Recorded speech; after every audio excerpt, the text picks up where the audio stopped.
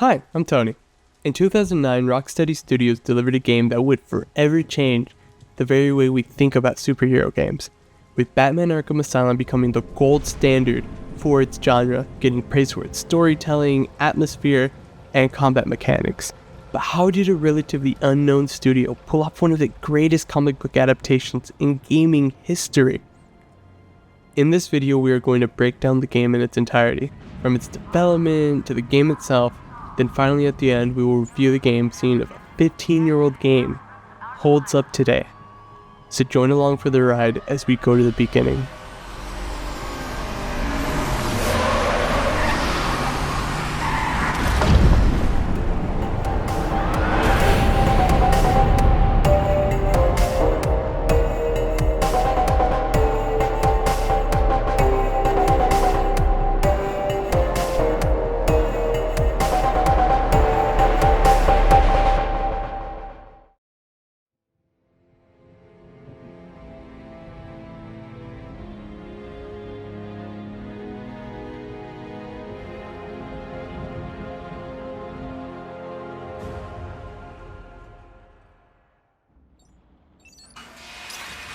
Rocksteady Studios was founded on December 13, 2004 by Jamie Walker and Sefton Hill after Argonaut Games closed down.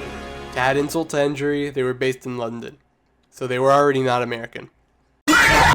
Surprisingly enough, however, these two were not discouraged from this departure, and even though Argonaut Games closed in around October 2004, it had only taken them a few months to get back on their feet and reach for new ambitions.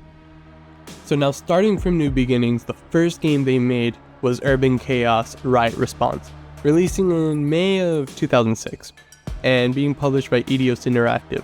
This game being the only one they made not based around DC, surprisingly. It reportedly did okay, but was overall overlooked due to it coming out in the dying years of old gen for its time consoles. Moving past Urban Chaos, Rocksteady seemed to have focused on the upcoming console, that being Xbox 360 and PS3. And so they began work, setting their ambitions to make something remarkable as their fuel for progress. During this time, Eidos Interactive has secured a massive deal with Warner Bros.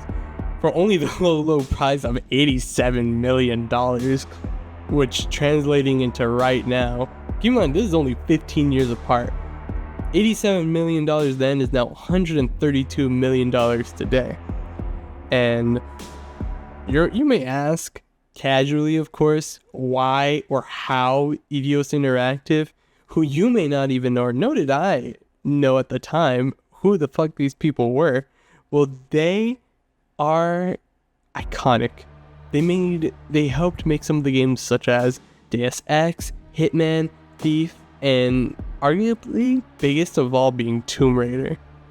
So with this, Rocksteady had been waiting for their chance in the spotlight, and they showed Eidos a prototype of the Batman game they had envisioned.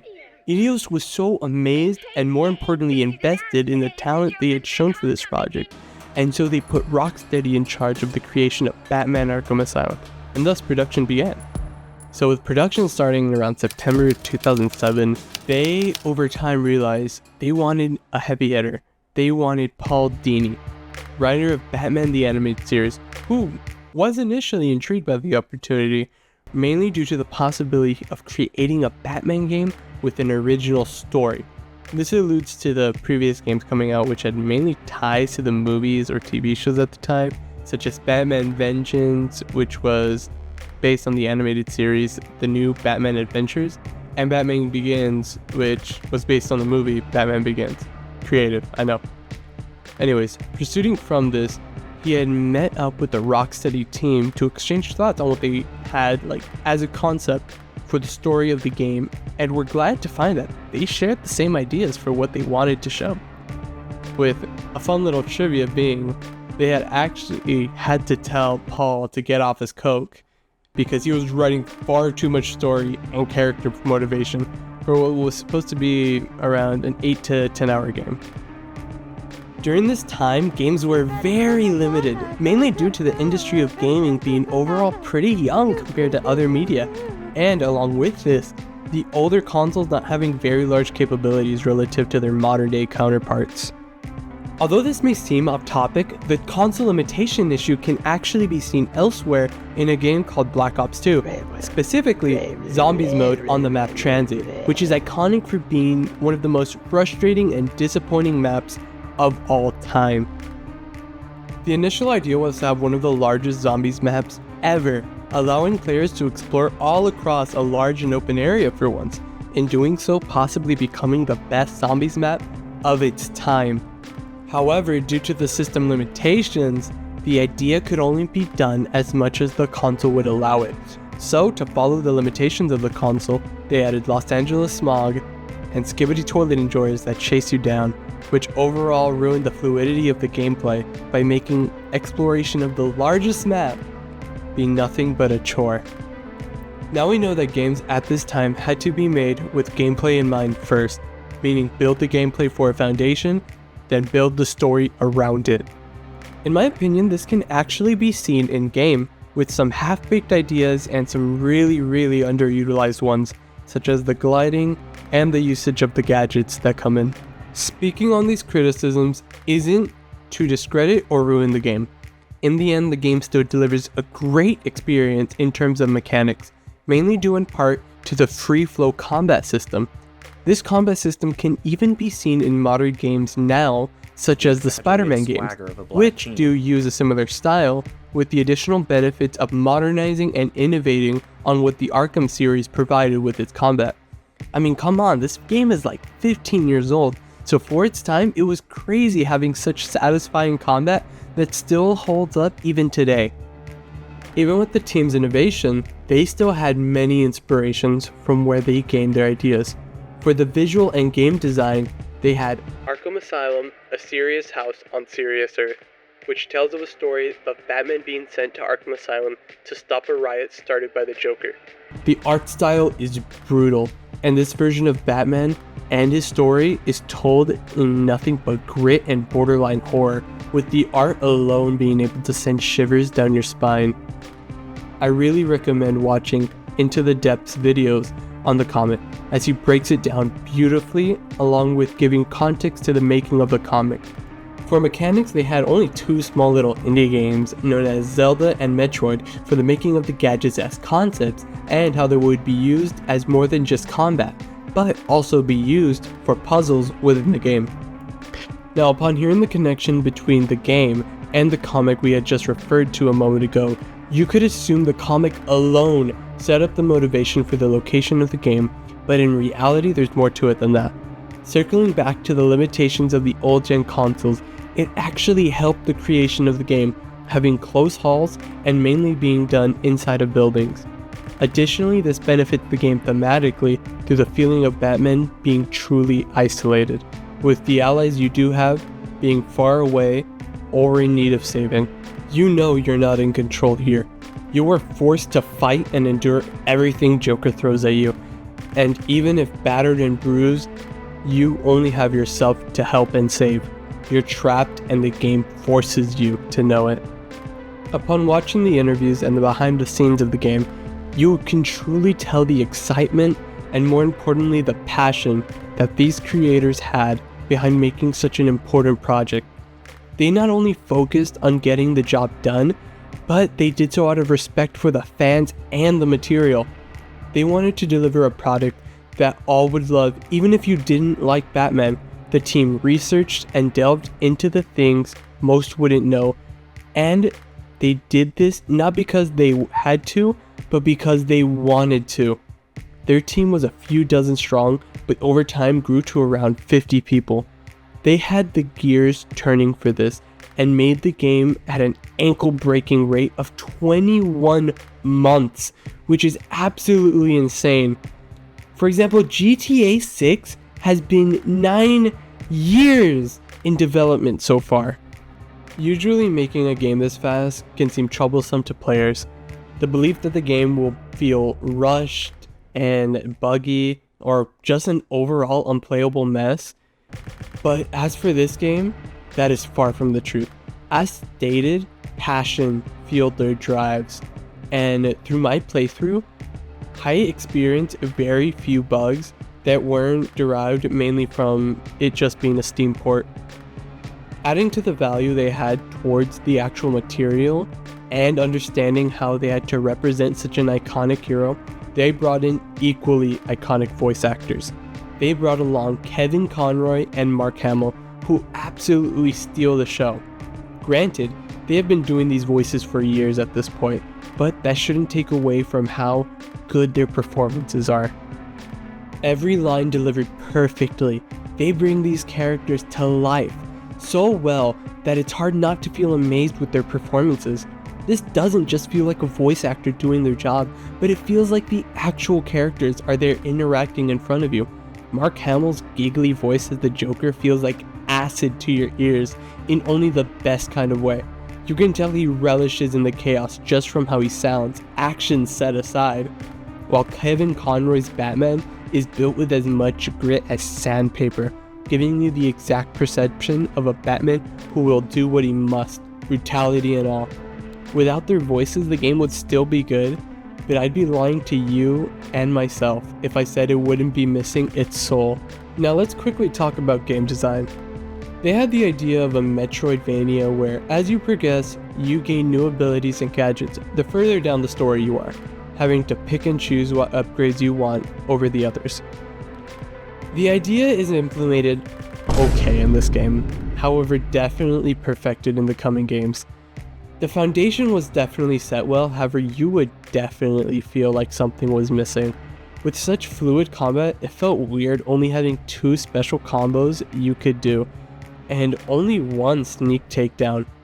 This definitely leaves something to be desired, but again, it's nothing that will take you out of the immersion, but you will feel as though something is missing.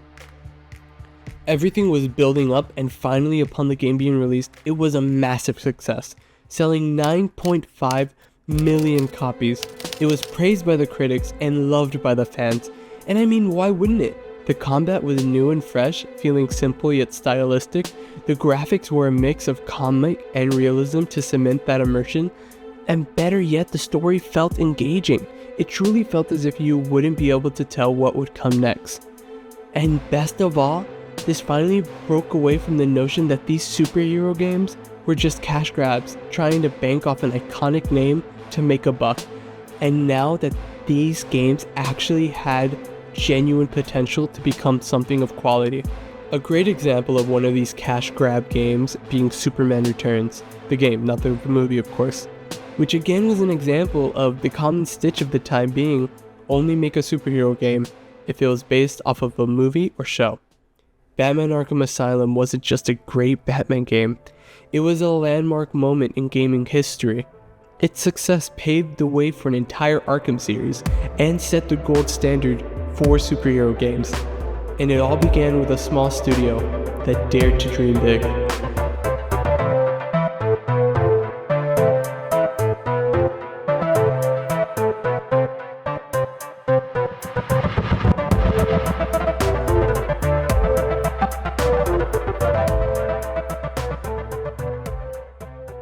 The game begins with us piercing the streets of Gotham in the Batmobile.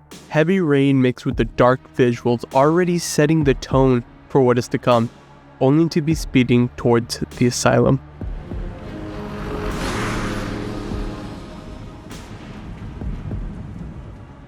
As we enter through the gate, we can immediately see how old the asylum is. Victorian and Gothic, dated by hundreds of years. It appears to be a rotting facility, only kept out of necessity by those who dwell inside. The modernization given isn't there to help those who come in, but instead to ensure that whoever comes in stays in, trapped until others deem them able to leave. The asylum is dictated by power and control. From the entrance, we see a mass militarization of security teams here, armored with vests and helmets, along with being armed with assault rifles and shotguns.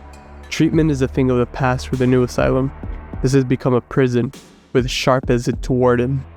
We see his portraits on the walls, painting him as a powerful force, dressed and standing with assertiveness to provide an idea of a man in charge. However, with the entrance of Joker, all is changed. We don't know what is to come, but Batman already has a suspicion. Joker came easily. This doesn't seem right, and thus we continue along. On the path to his cell, Joker remarks in the amp of security, it could be 100 or more guards were hired for the facility alone, barbed with wire and fencing laid everywhere in fear and preparation for any breakouts. They even have Joker strapped on all limbs, and even then he hints and toys at potentially breaking out of the asylum. This only gets better with Mark Hamill's delivery. He steals the show with every line he puts out and convincingly plays the clown in a form where you truly can't guess what he will do next. What took you so long? Continuing down to the elevator, we come to find other inmates being marched at gunpoint to their cells. They chant the clown's name, but looking past this, we see how even they are restrained. The facility isn't what it is meant to be, and the game knows this. You come here to rot and wither. The asylum breaks, it doesn't fix. However, with Joker, you can't break what's already broken. He is in his element when in the asylum, and everyone knows this. Killer Croc arrives, and this is when we hear the announcer lady speak on one of the protocols to kill certain patients or inmates on site if they provoke the action to. Category 9 patient in transit. Pacification system active. Shoot to kill permissions granted. Sharp likely implemented these new security measures in wanting to carry on his campaign into Gotham to become mayor and seize power in a more diplomatic sense. Passing on to intensive treatment where Joker begins his plan and Batman's suspicions rise. In this scene alone, we see the foreshadow of Bull's drinking, which connects to later in the game. From this point, Joker faints a trip and outplays the guard, strangling him with his own binds, forcing the doctor to uncuff him in order to save the guard's life. He understands the goodwill of others and uses it against them. Throughout the game, it is shown how he is a master at predicting others' actions and manipulating what they want to do for his own benefit. He runs to the gate and we get Harley Quinn's perspective to his welcome. From this, we come to find that this isn't some ordinary breakout. This has been planned, and everyone who wasn't part of it has fallen into the clown's trap. We then get into the first instance of combat, and it is an excellent way to introduce the free flow combat. The combat for some may be too easy, but for a casual player such as myself on the hardest difficulty, it proved a challenge in the later stages. You can't just brute force the combat solely on relying on offense. You must counter and react. It makes you feel like Batman. You are outnumbered, and every second you spend fighting, you have to ensure you're dealing a lot more damage than you're taking. This combat has been programmed so well. You bounce from target to target almost seamlessly, and 15 years later, this doesn't feel dated one bit. Oh, a crotch shot! That's horrible. The combat teaches you that punching enemies isn't always enough. Yes, sometimes if you've done enough damage, you may knock an enemy out with a basic attack, but if the target is only knocked down, you have to commit to finishing him off on the ground. And during this, there is no canceling mid-animation to not get hit. If you want to knock them out, you are putting yourself in a vulnerable spot, and the enemies know this. It's almost as if they understand what you're trying to do, and so they see this as an opportunity to strike. To add to the difficulty, there is no regen. Whatever damage you take in the fight, you will have to wait till the very end to recover, which makes the later levels brutally hard. Something of note is that this beginning segment of the game is not just a tutorial, but also a tone and expectation setter. Everything you see here, you should expect to not just encounter, but overcome. Moving on after the beginning engagement with the freed thugs, if you go across the room opening event, you find one of the many Riddler trophies that are spaced across every location. Now, this aspect of the game has me with mixed feelings. Sure, the trophies definitely add rather than take away from the game, but it becomes annoying when the trophies you can get are soft locked behind story progression, forcing you to come all the way back to the original area, which really just adds to the game time in a lackluster way. It would have been better to have less trophies and more engaging puzzles to go along with them, playing into the Riddler style. Normally you could say to just skip them altogether, but the XP boost they give you is not negligible. This was a good idea, but overall just not utilized as well as it could be. Going back to the story, we continue to chase down Joker's path of destruction to come across Zsasz, one of Gotham's worst and most violent of serial killers. His plots aren't as massive as Joker's, but they don't need to be. He relishes in the death of others and marks himself with a tally for each one of his kills. The game itself states that his drive to kill others isn't some selfish desire, but a desperate and mental need of his. However, he's really only used in this segment to introduce the stealth aspects of the game, and he's honestly underutilized and really used as nothing but a speed bump for Batman. After dispatching Zsasz, Harley comes on the television showing that she has kidnapped the Warden, giving us a new direct objective to go save him. During this time, Oracle gives us info that Joker had gotten into the security systems, ensuring no other help from Gotham is coming. Adding to this, Joker had set up bombs across the city and will detonate them if anyone enters the island. Although Batman knows this is an empty threat, the city cannot risk the lives of the innocents to save those who dwell at Arkham. We then begin to realize that this is no small operation to just set Joker free. This is a trap for Batman. Joker is playing the puppet master of the asylum, forcing Batman into situations he wants to see him in, only throwing grunts at him to slow him down for what he has planned for tonight. Entering the next area, we find that he has stopped the ventilation in some rooms in order to flood it with laughing gas that they had managed to smuggle in, likely by Bowles, who ended up being a traitor. We go around gently saving all those in the room. Oh, well, that's sweet. In this very same room, however, we begin to see the depravity of the asylum, strange, almost medieval contraptions that seem to be for the testing of the patient's psyche, and several of the thugs we do come across and fight have seemingly had their brains and skulls cut into and likely experimented on by the doctors. A grim reality begins to set in that the doctors are just as corrupt as the patients they work with. We follow Joker's trail to security, truly seeing the previous power dynamic of the guards and doctors being on top, now to having to walk past hallways littered with the corpses of the overrun guardsmen, until we finally reach the clown himself. He stands atop of a cage as he taunts at us with his laugh. He truly believes this to be a game and reveals his ace, the Titan. What a former man unveils himself from the darkness of the cage, and he charges straight for Batman. Joker has just given us a hint at what he has been planning, and with what he plans to stall us with.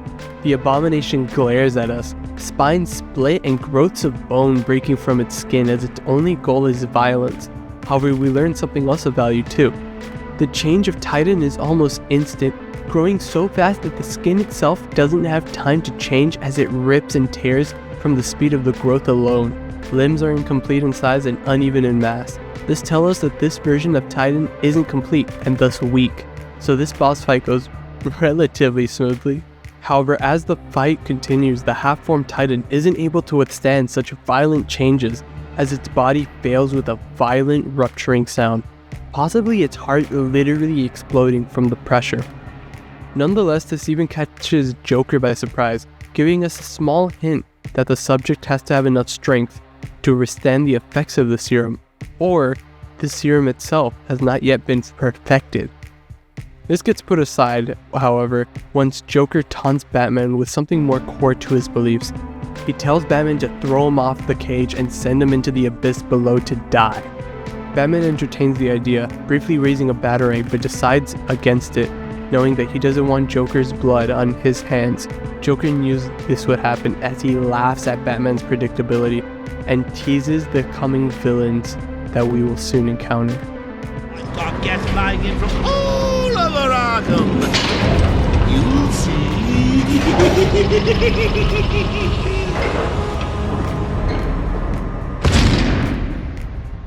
After this point, we are given the option to upgrade some abilities, and the upgrade system is honestly pretty lackluster. It doesn't take away from the game, but it feels under-designed and really isn't used to the fullest capabilities. The best are definitely stealth takedown, HP, and the instant combat takedown, but the rest are honestly irrelevant to what they provide. You could go through the whole game without using them and only really use them to maybe spice up your combat. Anyways, after we select what upgrade to receive, we then interact with the Joker on the TV. he reveals Judas in action. Officer Bowles, the puppet, assists in kidnapping Gordon and bringing him to Harley. It seems like the entire situation at the beginning of the game was just an act to remove any suspicion of him possibly helping Joker. During that sequence of him grabbing the Joker, he could have even smuggled the key onto him, which could have alerted the scan, but was just blamed on Batman's equipment. So from this, we begin to hunt down Bowles through the hellscape of the Arkham walls. Quick to put things together, we go to the location of Bowles' flask, and even follow his stank alcoholic breath. We are again on hot pursuit, feeling as if we are getting closer to his trail. However, Joker knows this, and sends Harley to slow us down, disabling the elevator by blowing it the fuck up.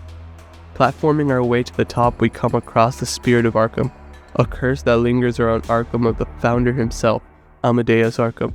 His story is one of madness and how the place where those who come to get help only come out worse, with the founder himself being no exception, making this establishment to help the tainted souls of Gotham to only succumb them to madness of the asylum, becoming a patient in his very own facility. Moving from this, we arrive to the next location and immediately begin with the execution of 2 guards. One begs for his life to be spared before he is gunned down. The inmate remarks he isn't doing this because he has to, he simply wants to. The people within our asylum are Joker's men, not Two-Face or Black Mask grunts who work for cash. These are loyalists who are mentally broken too, and most importantly, they are armed. 3 men line the halls with guns as we plan our next move against them. Enemies with guns are a massive threat, as guns melt your HP and partially stun you upon taking damage. Even if we are Batman himself, we haven't been upgraded with the enhancements to HP or equipment yet. So although in hand-to-hand we excel, the range advantage of guns make the playing field a one-sided ass whooping. The game uses this to teach you on how to avoid armed enemies and instead approach them with not direct engagement, preferably stealth. We proceed to our first large area combat, in which we one by one take out enemies. Later in the game, they actually adapt to your success too, by partnering with each other, taking positions of back-to-back to prevent you from getting a good angle for a possible pick. Oh, that was not a good plan. That was not a good plan. Clearing the room, we see Bowles. Joker had caught onto Batman's plan, showing that he can compete with Batman's intelligence, likely ordering his men to kill Bowles and prop him up as an example to Batman that there won't be any way that he reaches Joker before he accomplishes what he wants first. In this area, we also get our first interaction with the Megamind Riddler, taunting us and boasting how he hacked into our communication systems and blah blah blah. He is just a little man with a fragile ego, and that's really it. More importantly, Joker baits us, luring us to the Batmobile, forcing his thugs to wreck it in order to prevent Batman's escape from Arkham. Before we arrive to the Batmobile, let's first appreciate the map design of the courtyard to the Arkham. Sniper's nest with large lights to spot any fleeing inmates, all whilst a large statue of Sharp himself at the heart of the courtyard, once again putting himself at the center of the operation. From there, we see the gardens of Arkham and the Arkham Mansion along with it, attached with a graveyard. The gothic and dark atmosphere is in our face and it's beautiful. The scenery and tone have been set so quickly, and I genuinely mean this when I say it, it feels immersive. Besides these locations, which at the moment don't hold much importance besides showing the alert and ready guards, we continue to the Batmobile, to which we find the thugs destroying private property, to which we provide capitalistic justice. After the one-sided ass whooping again, we find our next gadget, and honestly, my underappreciated one, the explosive gel. You could do so much with it, however, it simply didn't vibe with my playstyle, so I only really used it to find Riddler trophies. Even then, the possibilities were there, such as using them as mines or using them as noise to lure enemies. There were definitely things you could do with it that I simply was too lazy to do. Additionally, we find Gordon's pipe, which he seemed to have intentionally dropped so we could follow his trail of tobacco.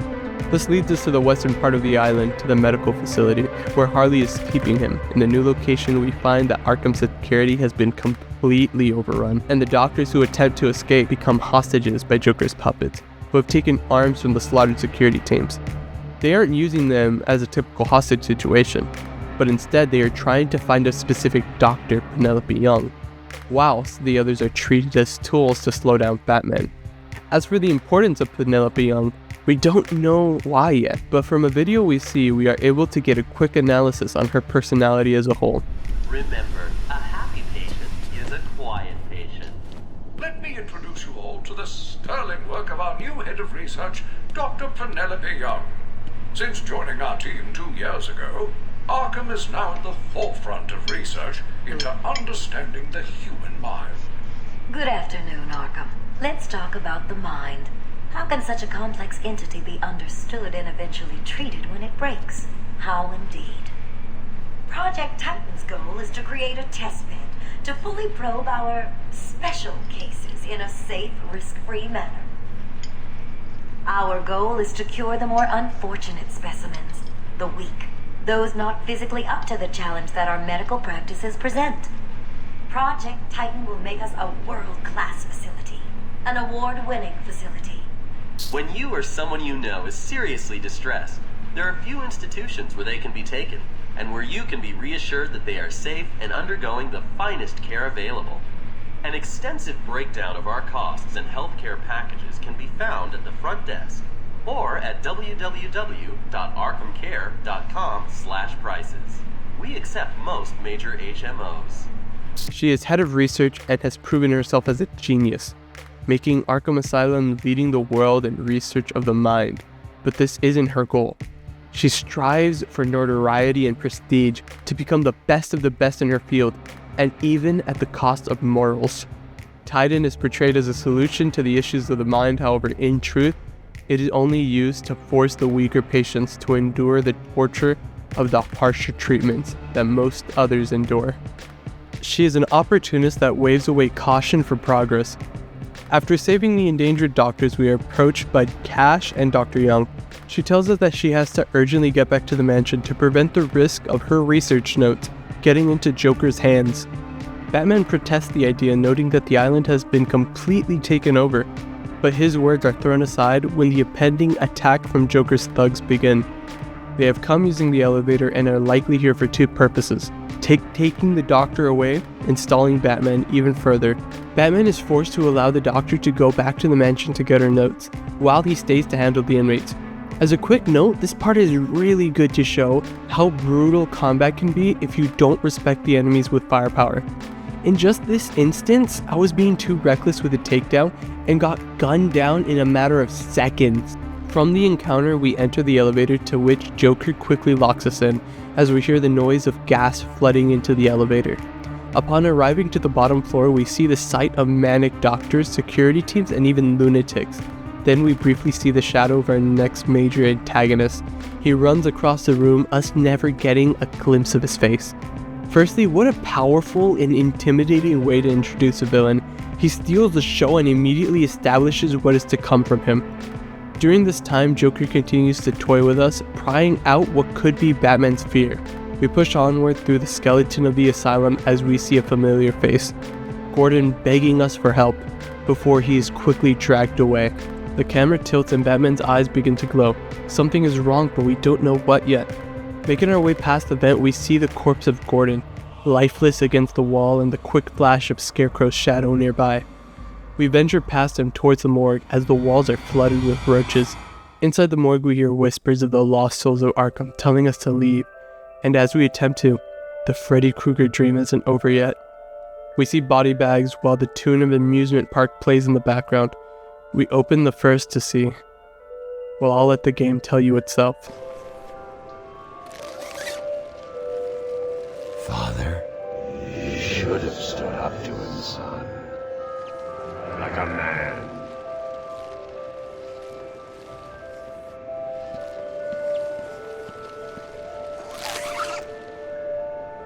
Mom? Help us, Bruce! Don't let us die!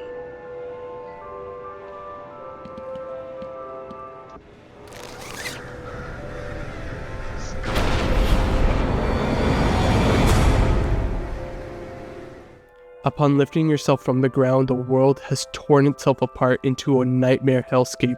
A behemoth of Scarecrow takes center stage before quickly shouting out a quote from his cosplay inspiration.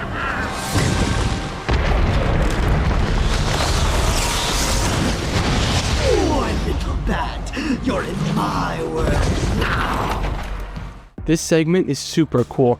We are finally put in an extremely vulnerable position where even falling into Scarecrow's gaze means instant death. While we have to platform to the end of the mission, during this we can examine the scenery to which it still seems we are in the morgue, with remnants of it in the background. As we push on, we get occasional flashes of Batman becoming Scarecrow, possibly meaning becoming a monster is what he fears most. A bit of a reach, but I'm working with what I got here. Pushing the end of the segment, we shine the Dark Knight symbol onto him, stopping him and meaning that we do not succumb to the fear toxin. Reality reverts back to normal as we find ourselves in the very creepy yet normal Arkham morgue. Oracle speaks to us saying how she lost communication to us, possibly from Joker interfering with the security systems. However, she is now able to reach us. During this, we actually are able to hear Batman sound mournful and regretful of not being able to save Gordon. We return to the hallway and find the corpse of a security guard. The fear toxin only bent and broke what we saw to show what Batman would fear in the situation. From this, we are set back on track to go find Gordon before something happens to him for real this time. We defeat some baddies and finally reach the next challenging encounter. Joker tells us that Harley is in full lockdown with Gordon, and if any of the henchmen sees him, then it's lights up for him. This further plays into the idea that this is only to stop Batman. Joker is well aware that Batman can stop each of these men without being caught, and even if they do find a body, they still don't kill Gordon. This is only to slow down Batman for what they have planned for tonight. This is in the end all one big game to Joker. After easily defeating the criminals and Harley, Gordon tells us that something he isn't too sure of is being kept down here. We can actually see what it could be. It seems to be a man strapped at an angle to an elevated spot, but we can't see much else due to the hazy windows. As we move to investigate, we see what it truly is, and we see from here more so than ever before how demented the staff of Arkham are. Bane, drained of his blood and restrained to immobility, has been kept here and tortured by Dr. Young. Joker liberates Bane, who gets filled with the lost venom and immediately attacks Batman, likely blaming him for what has happened to him. Several blows are exchanged before we enter our boss fight, a furnace room where he charges at us and inmates stare at us from the sidelines. The fight offers a fair challenge, especially when Joker demands the inmates to jump in due to Bane struggling to take down the Batman. And if we were to lose, we can actually see a reference to Bane breaking the bat. This is just a beautiful callback to the comics and really shows how much love and effort the creators put into every small little detail they could. Even then, the boss fight is played rather smoothly, and we do eventually defeat Bane, making our escape through the sewer. Batman calls in the Batmobile in preparation after we reunite with Gordon, and our conversation is immediately interrupted as Bane bursts through a wall and gets slammed by the Batmobile, called in only moments earlier. From our brief victory, Batman escorts Gordon to the pier and tells him to stay at Gotham in order to prevent panic from the previous Joker bomb threat. This shows the respect Batman has for Gordon and how he is really the symbol of hope for the people and isn't forced to wear a mask much like him. After escorting Gordon, we call Oracle to find any information we have on Dr. Young whilst we make our way into the Batcave, hidden inside Arkham itself. Whilst there and getting our information on Dr. Young, we finally get closer to the fact that Dr. Young led the massive project of Titan. She's been using the patients at Arkham as guinea pigs in order to test a remaking of the venom from Bane's blood into the new formula of Titan, which seems to be just as potent, not needing the storage tanks like Bane does. This is also when we unveil Joker's plan. His plan to march down the streets of Arkham with thousands of his Titan-infused followers, and the reason Dr. Young wanted to desperately rush to the mansion was to prevent this possibility. From this, we gain the next gadget, the Batclaw. Honestly, it's pretty meh. Doesn't do too much, and it's really only used to unlock special areas hidden for Riddler trophies. Moving past the Batclaw, we enter the sewers that seems to connect us to the asylum. It seems even Joker has sent some of his men here, trying his best to stall Batman in all fronts, forcing him to fight if he wants to go anywhere. That was a good attempt.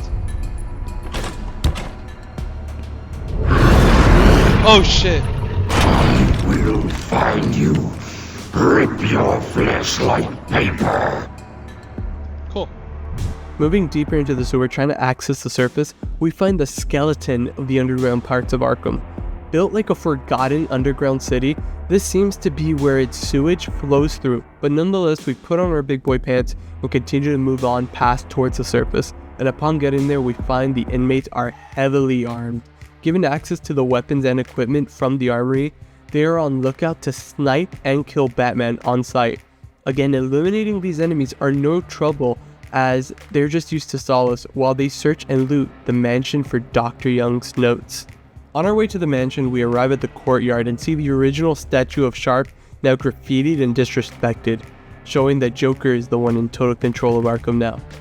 Right before we enter the mansion, we hear Joker call for as much as his men to flood their way to the mansion. When inside, we find 10 inmates scavenging through notes in an attempt to find the recipe that Dr. Young had left. This truly shows the borderline desperation Joker has set for this plan. He needs this or everything would have been wasted, and so the race begins. Who will find the notes first? We enter the records office next as we hear the argument between Cash, who has been captured, and the armed inmates who surround him. They're interrogating him for the location of Dr. Young. This gives us some hope that Joker hasn't captured her, but this also means she is without any possible defense. And after saving Cash, he tells us he told Dr. Young to rush into her office after they heard the rampage of the armed inmates coming in. We are now set on a new race to confront Young before she is killed. We arrive at her office and review security footage of her taking the notes, but we are without any info on where she is. The only clue we have is a set of fingerprints she had left behind. After this, we gain the development that the bombs Joker had set up on Gotham were nothing more than diversions, as Batman had suspected. But the damage is already done. The inmates have control.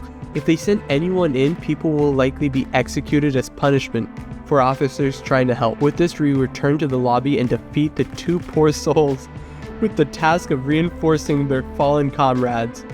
Luckily, we are hot on her trail as we enter the south wing towards the Arkham Library. Filled with inmates attempting to find the records, we are immediately thrown into combat, to which a one-sided ass whooping. As insurance, he has a trap located next to the hostages, set to a timer. We rush to their aid only to be tricked. Another diversion set by Joker to slow Batman down. During this time, we find out Dr. Young has been captured by the inmates, but luckily, she had hid her research notes before they could get to them. Within the bottom, we find the formula and burn it. On our way out, we hear again the rushing of gas through a vent as Joker tells us that Zsasz has helped in capturing Dr. Young and forcing information out of her. Coming out of the library, we hear rain hitting the glass window of the hallway. The environment seems to have changed from just a few moments ago, but nonetheless we persist into the nightmare. Turning the corner, we see the never-ending hallway get flooded by a storm. The flashes of lightning tear the environment more and more, reforming it into that of the past, back to the alley.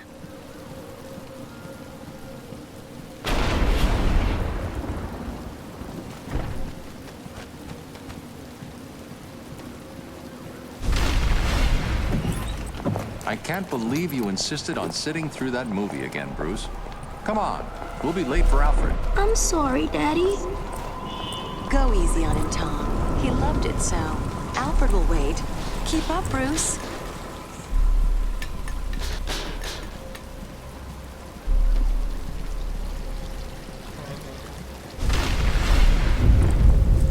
Where are you taking us? We can cut through here. But it's starting to rain. Bruce is tired. Can't we just wait for him here? Come on, keep up. We're nearly there.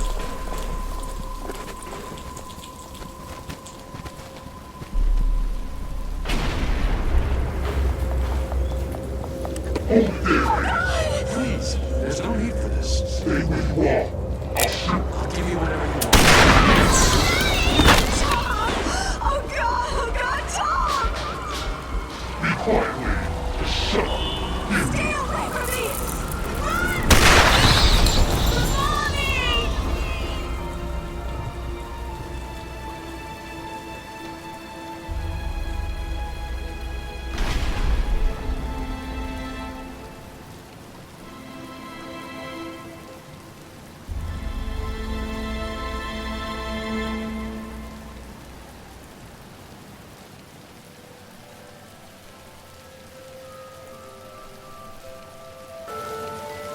Come on, kid, this way. Take a seat in my office. Is he okay? He'll be fine. Kid like that with all that money, he'll be just fine. Shut up, now. He's 8 years old and all alone. Money won't fix that. Whatever you say, Gordon. His butler's on his way to pick him up. You hear that? He's got a butler. I'm sorry about that. I just need to ask you some questions. Can I get you anything? You okay? I know you don't feel like answering me, but it's the only way to catch who did this. Why did you do it, officer? Why? I don't know. It's this... There's something wrong with it. And listen, son. Call me Jim. What a powerful sequence. This is why the game still holds up. Wanting to break the mold and passionate work is what made this game not just unique but innovative. Anyways, now, round 2 against Scarecrow. Once again, we see the scenery of the location we just were at. From the lights to the fans, however, morphed and twisted. Now we must fight Scarecrow and thugs he sent towards us, portrayed as skeletons, emphasizing Batman's fear of death.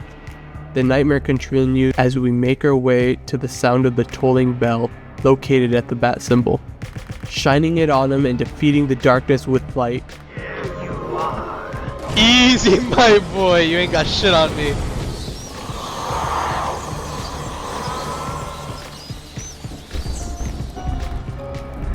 Has anyone seen the bat? Come on! Someone must have seen where it went. Once again, going down Dr. Young's trail, we find ourselves in the East Wing and a new type of enemy reveals himself.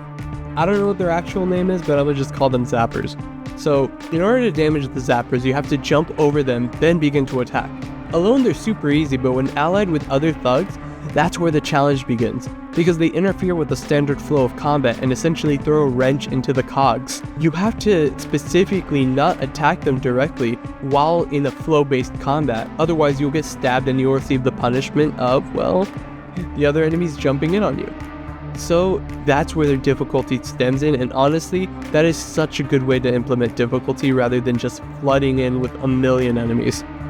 Moving on, we enter the next segment where Zsasz is holding Dr. Young hostage, threatening to slice her up if Batman attempts to attack him. We hear the Joker simply to tell him to just kill her as she has outlived her resourcefulness.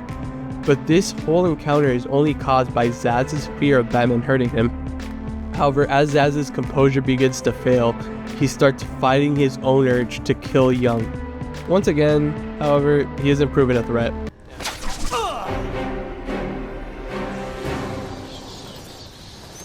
As we easily put him down and save Dr. Young. She reveals that she has been working for Joker, and when she tried to stop, Joker forced her to continue. Stepping aside from the story real quick, admittedly I don't believe her. She stopped when she found out she wasn't working with a respected man like she thought she was working with, but instead was working with Joker. When she realized the purposes of Titan wouldn't have gone to elevating her prestige, but instead for mayhem, that is when she stopped working with Joker. And it really shows her selfishness, and it proves that Arkham is a place where maniacs are born and work. Moving back to the story, she tells Batman of a secret lab where the Titan is currently being created within the gardens of Arkham and is currently locked off by the security codes kept within the Warden's safe. However, she was never told that Joker has already attained access to everything, meaning Joker already has the security codes, making the safe a trap. And with that, her sins come catching up to her, as the clown has the last laugh with those he deals with. Waking up, Harley ambushes us with inmates who, as before, get a one-sided ass whooping. Utilizing Harley's unknown mistake of hitting the Warden, we follow the blood trail towards, my opinion, the most deprived area, the penitentiary.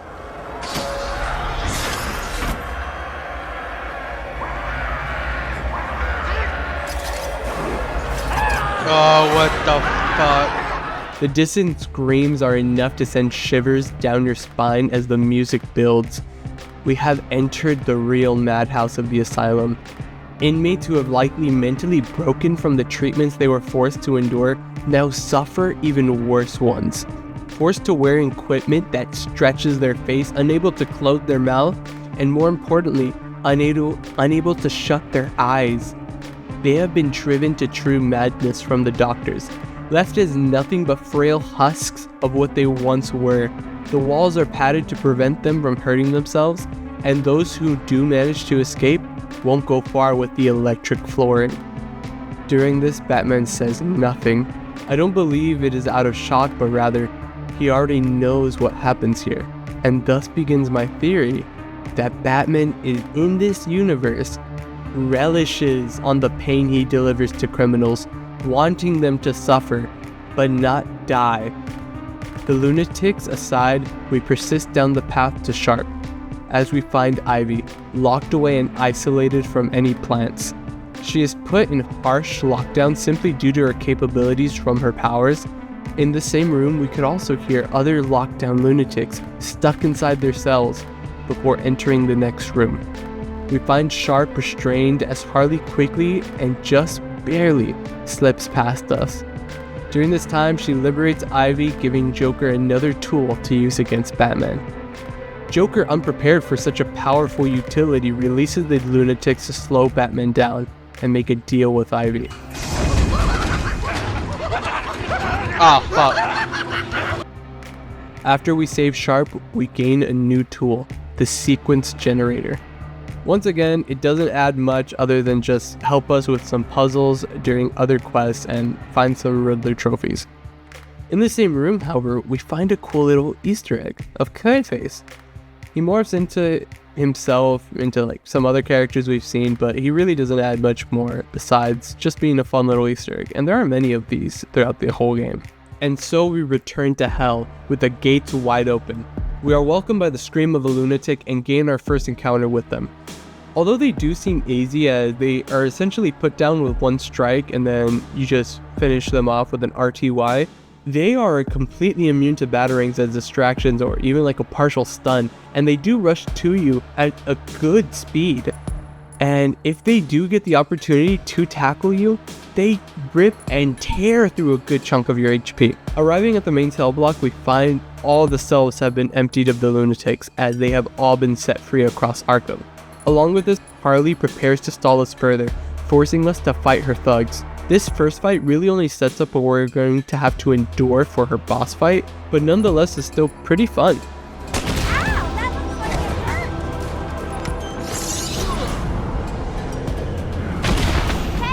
Oh, he's so dead!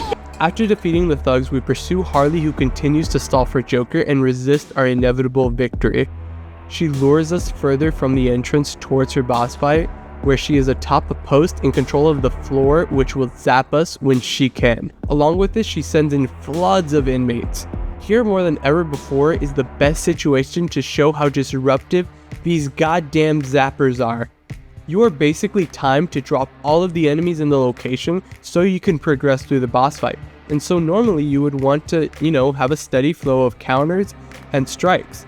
However, with the zappers, you now have to focus to jump over them in order to keep your combo. And although this does seem simple, mentally this adds another task to an already hectic situation, because you can't just normally hit them and you can't just normally combo them. Chef's kiss, amazing enemy. Moving on. After defeating all the goons, the big boss herself shows her readiness to defeat the Bat after being kicked out of the party list from failing Joker.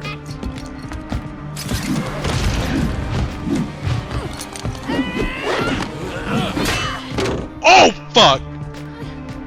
She is quickly put in her place while we get a hint for the future of what to expect, with the party list she had on her. As we leave the penitentiary, now following Ivy's path, we come to find that outside has now become overwhelmed by the lunatics, now taking the place of the inmates who previously took their spots. Most of the inmates likely had to leave their positions when defeated in the boss fight with Harley. Moving on, we follow Ivy's trail, which leads us to the garden, giving us two tasks. 1, put Ivy away, and 2, find the secret lab. Arriving at the gardens, which once again is completely overrun with armed inmates, security is now seriously raised as the priority of the location is more relevant than all the others. However, now we are more prepared in what to expect. So this is now routine for us more than anything. We eliminate all the enemies here and again make our way to the next area. And although not too relevant in difficulty, we find that Joker again tries to slow us down by just having a pool of electrified water in front of us and killing some poor man in front of us too. This likely happened last second as Ivy went to the gardens and Joker tracked her down there and attempted to ally with her, seeing her potential resourcefulness. Even as we go to turn off the power, we see Joker's goons there, likely only moments apart from when they had set up the electricity earlier. We know we are catching up to Joker's plan, but the night is coming to its end, and so it's only a matter of time before we get him or we see what he has planned. We enter the garden sewers and we can hear him at the garden's hidden lab, experimenting with the Titan serum, likely attempting to perfect it before the big show tonight, throwing down the failed dead test subjects. Joker has one last stalling tactic set up for us as another hostage situation in the Avery, but we are veterans of this routine, so we go about this fairly quickly and defeat the enemies here and get info from the captured doctors of Joker's location in the secret lab. Along with this, knowing this was the last location he entered, we now know the secret lab must be here, and so we go about finding it pretty quickly. Entering it, we finally are greeted by the clown himself along with two thugs. He raises a syringe gun as he shoots both inmates. Their bodies break and twist in front of us, again growing too fast for their normal bodies to keep up, as they turn into beasts, dead set on charging at Batman. The formula is complete, as although disgusting and broken, they are complete, no longer unproportional limbs from earlier. Instead, they are fully formed. Upon fighting them, they are actually not too difficult on their own, having a similar gimmick to Bane, with the exception of being able to hit them and take control of them by mounting them and using them as battering rams for the other. So the combat is more there as a learning experience rather than a challenging one. Along with being in here, we see two things that are laid around in the background. The first being the large vats of Titan that Joker had prepared, which unfortunately got wasted due to Batman catching up faster than he liked, and Ivy's plant below the glass floor, foreshadowing her impending power. As we begin to track Ivy's pheromones, we gain a new tool that helps us traverse into new areas, the line launcher. Again, doesn't add that much besides occasional sectional gimmicks and Riddler trophies, which was the repeating issue of this game, but luckily that gets completely solved in the next one. Moving on, we find Ivy, who has reunited with her venom-producing plants. Batman threatens to raise hell on the plants within Arkham if she doesn't cooperate in telling him where the plant to cure venom is. She caves in to the threat as we are given the location of it, in a Killer Croc's lair. We go to Cash for further information on where Croc is kept, but on the way to Cash, we see what Titan-empowered Ivy is capable of. Her roots blocking the direct exit to the gardens, and the view outside isn't much better. The mansion outside has been completely wrapped by the plant's tendrils and these harmful pods that have sprouted all across the asylum, killing those who tread too close. Reaching Cash in the asylum, we see the true damage that Ivy's roots have done, with the added threat of being able to spread her enslaving pheromones. In the end, reaching Cash, he tells us of a route through intensive treatment to reach Croc. This is a little side tangent, but this segment was completely unneeded to go to Cash. The entire thing could have been done in less than 10 seconds and, well, could have been just completely skipped over if we just instead go to Croc's lair instead of doing this, side route. But I believe this was used to show how large of a potential threat Ivy can be. Anyways, we make our way to intensive treatment, which has been armed to the teeth, with Ivy likely telling Joker of where Batman would be going next. Shit. Ignore what's happening. And so we proceed towards the Croc, when Batman begins to cough. Oh no, it's happening. We replay Batman's fear of Joker taking control and have a completely alternate version of the start of the game. Batman is powerless and strapped like how Joker was earlier. Scarecrow is inspecting us, and right afterwards, Joker pulls out a pistol and fires at Batman's skull. We are given a prompt to dodge Joker's gun and are forced to retry, and instead of retrying, we break through our grave into a new hellscape of intensive treatment. This is our final encounter with Scarecrow, who is now armed with more inmates and Titans too. Unfortunately for him, we are now battle hardened from everything we have encountered so far, so we pierce through the coming puzzles and enemies as we see a glimpse of reality, of which it is Scarecrow injecting us with more fear toxin. However, the Bat is too resilient to Scarecrow's fear, and no matter the injection amount, Batman hasn't crumbled as Scarecrow expected. The light shines on him one last time as he is defeated. We now chase down Scarecrow, who is luckily for us going down the location we need to for Croc, although we both have vastly different goals. He wants to flood the waters with fear toxin to prevent him from reaching the venom roots. However, he is intercepted by Croc, who snatches him away into the depths of the water below. We are now moments away from Croc's lair, and as we enter, we are given the information that in his lair, we are vulnerable. Too much noise will give us away and lead to our instant death. But if he were to show up and leave the water, we would be put on an even playing grounds. This segment is done very well, with the only noise being that of Batman. The atmosphere of the sewers and Killer Croc, occasionally hearing his breathing, it builds tension until he shows up again. I must add, the absolute fear that shot into me when I found out that you had to harvest several pods and thus be stuck having to delve deeper and deeper into his lair was world-shattering. These spores don't contain enough of the antivenom mold. Oh my We need to god. find more. This is a sick joke. As I am above all else a man that struggles with horror. Nonetheless, we finished the boss fight having harvested enough to make an antidote for Titan. We returned back to the entrance in a rush after what we came here for, and right before we leave, the gate shuts down on us. Seeing ahead of this at the very beginning of the level, Batman has set up explosive gel right on top of fragile material. So as Croc charges towards us, he steps right above the trap we had set earlier, falling into the abyss and allowing us to progress further to defeat the Joker. So with everything we need, we make our way to the Batcave to create the antidote with the ingredients given from the pods. However, upon making an attempt to make more antidotes, Ivy's roots have reached the Batcave, almost killing us in doing so. Her power is growing at an exponential rate, and now more so than ever, she has proven herself a great threat. We must confront her as soon as possible, so we make our way to the gardens. Going through the sewer, we see a river of green flowing through the chamber. We get info that Joker is flowing all of the waste product of Titan serum into the chamber, which over time when pumped into the Gotham River could spell chaos for Gotham as a whole, when the water that surrounds it is tainted with Titan.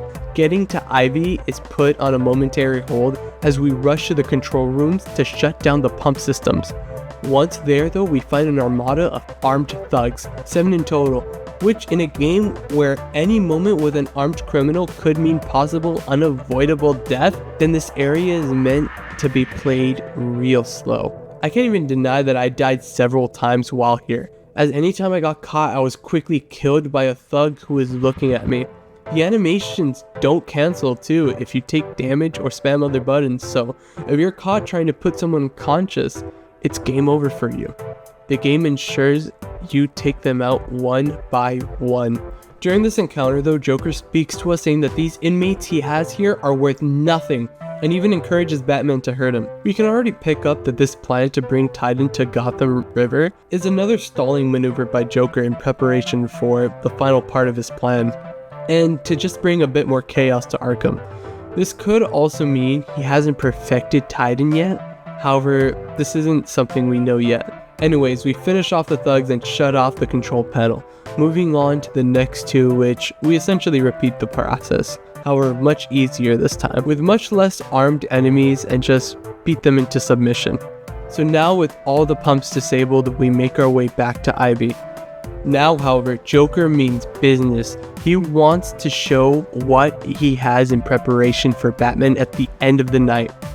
Here in an enclosed environment, we have to fight a Titan followed by large waves of thugs.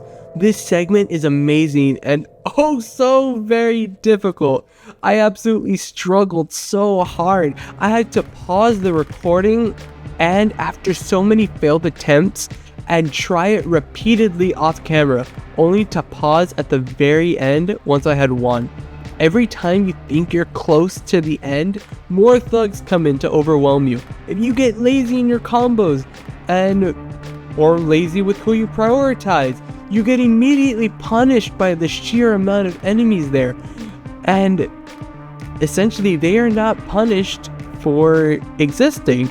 You must be in your best performance for this, and it's amazing. It really shows that the odds are against you, and nonetheless you continue onwards. Along with tracking the Titan due to him being the biggest threat, the fight proves itself to be good and a hearty challenge. Even when I did win, I had barely done so, only with a sliver of HP left. We defeated the Titan and continue our quest towards Ivy.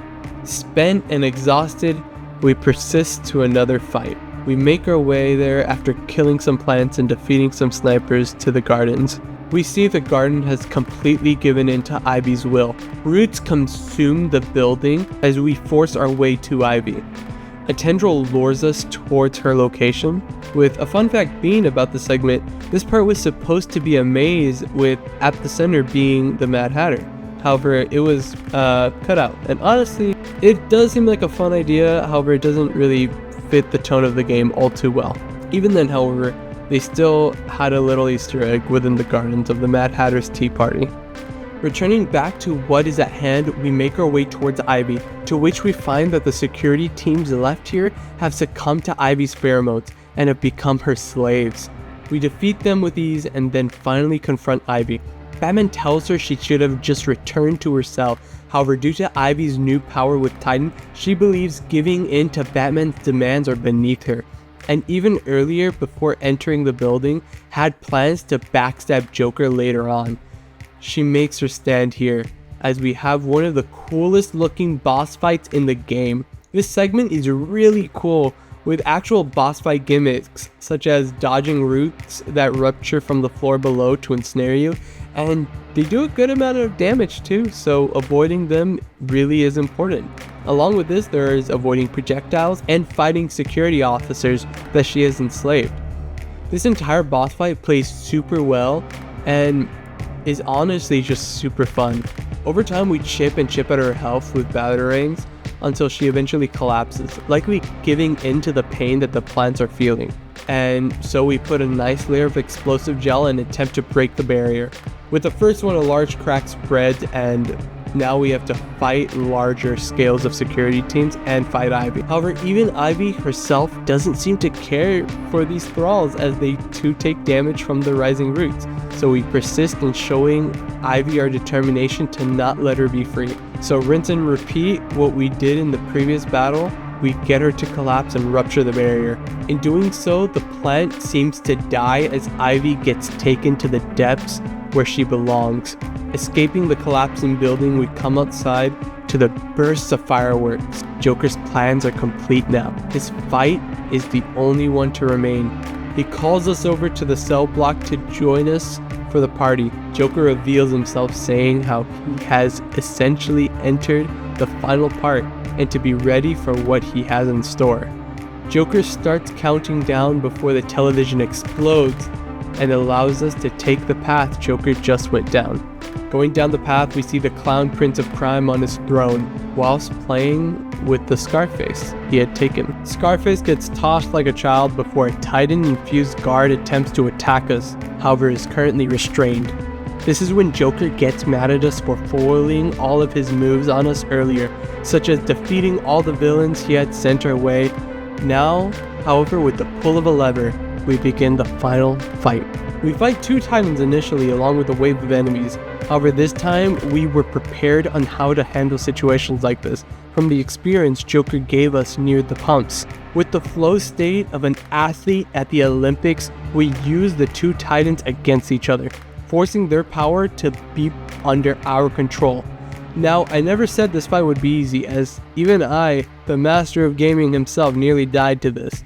However, it is more than beatable on first attempt, and so using the massive firepower of the Titans and trampling over all the obstacles the inmates present, we conquer the first phase. Nicely done, Bats. You deserve a motherfucker. prize. Your old pal, Commissioner Gordon. Say, he looks all run down. Let's pep him up. No! Batman! Get away! Here we go. We're gonna have some fun now, kiddies. You're trying to resist the change. That's not fair. Come on, give in.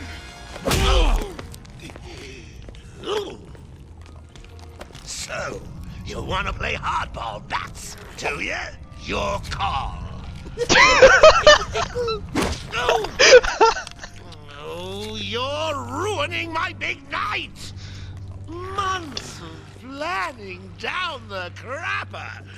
I just wanted to bring down your grim facade and for once let you see the world as I see it, giggling in a corner and bleeding. But you've denied me even that. I have nothing to live for.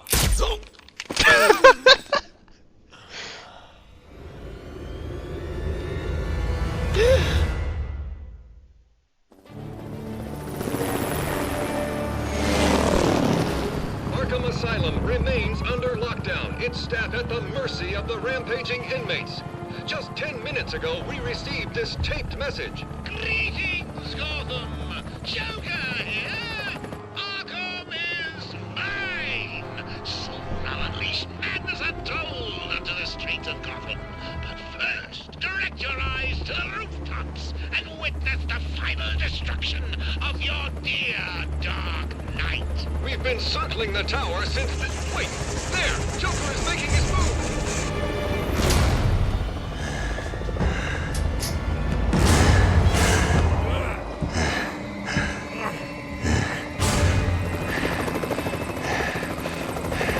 Showtime, Batman! Let's give the room something to talk about! Ha! 2 freaks in a fight to the death!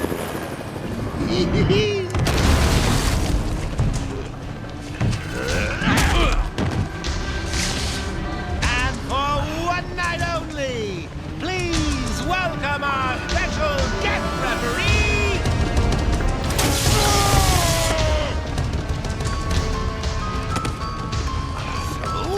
come on! Change! Get crazy! It's the only way to beat me! You know you want to. Never. You wasted the antidote on yourself? Now that's funny!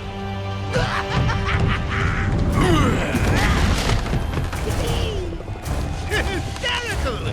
But you still spoil my fun, and for that, I'll paint Arkham with your blood. Let's get ready to tango! Phase 2, baby. Now this fight has such an amazing setup. I truly believe Joker would do something like this at the end, kind of as a night like curtain call. One true last boss fight to end the game once all else has failed. However, the execution is horrible. You would think with Joker being such a large target, he would have more complex mechanics, but no, he just fucking waves his hands around, then gives up after a few seconds. He stands atop watching and posing as he throws little present boxes like fucking Santa Claus. And we just fight some basic goons To add a little shit cherry on top, Joker only gets distracted by Jack Ryder's chopper, to which pull him down and pummel him a bit. We repeat this enough times to break the floor, and that's, well, the fight's over and the game is done. I wish I could say more, but that is it. The fight is so bad, and honestly leaves a bad taste in my mouth, spending so many hours just to get a fight that is so underwhelming. The fight genuinely should have been us fighting Titan Joker and reusing the mechanics we have used all game against the Titan enemies, but we don't, and instead we get this very lazy boss fight. Anyways, as Joker rises from his fall, we give him one last punch, putting the dog that he is down with an explosive punch, defeating him for now. All returns to normal, with even the Titans transforming back to normal, including Joker himself, who seems to be going through the harshest recovery. All this was accomplished in one night, as Batman himself seems beaten and bruised. However, with the call of Two-Face robbing a bank, he is off again. Even going through hell didn't stop him from protecting Gotham. With this, the game ends as Batman returns to Gotham and the credits roll in comic style.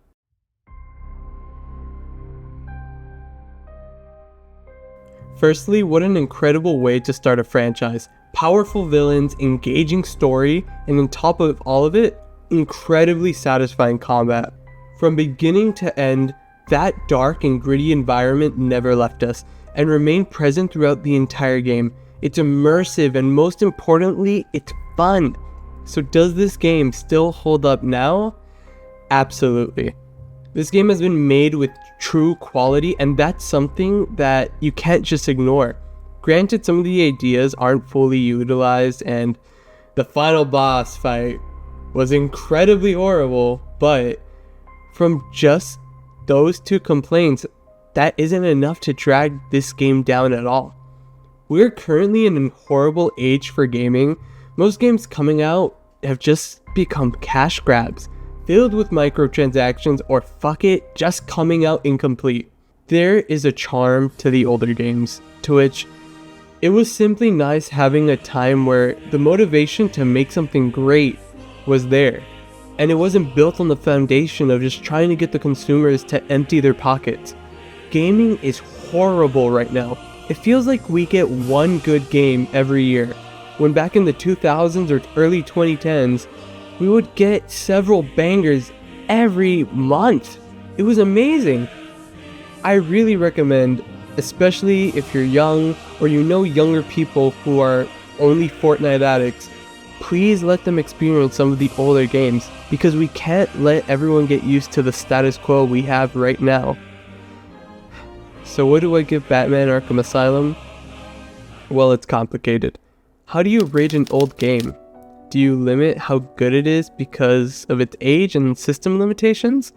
Or do you move past that and look how well it did with the resources it had, even if more modern games outshine it in terms of polish? Well, I'm a firm believer of the latter. I think a game should attempt to stand against the test of time and remain good even a decade later. So even with the occasional buggy combat or non-fully fleshed out ideas, this game is solid and a healthy 8 out of 10. It still innovated a combat system that is still used today, created an entire franchise out of Batman, and most importantly, is extremely fun. There's a reason I picked this game over another to start this little series. Sometimes you just gotta go back to your roots and find what made playing games special for you.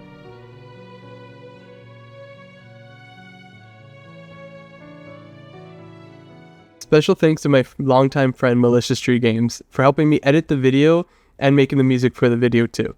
He did amazing work, and without him this video likely would have taken so much longer to come out. Please go support him on his YouTube channel and his Steam page. He's in the process of trying to make a game that he's been working on for years, and any support would be more than appreciated. Anyways, I'm going to give him his time to shine and speak to y'all with a special surprise if you make it to the end.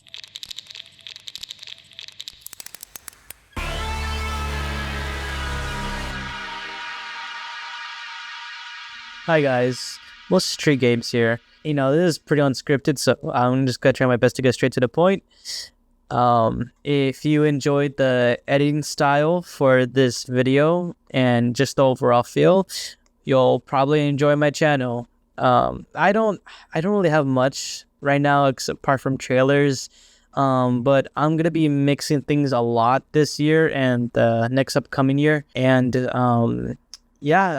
a preview of what's to come, or at least one of the projects, except for the depths. That one's still far from being finished. Okay, this is your indie developer crawling back into his indie dev cave.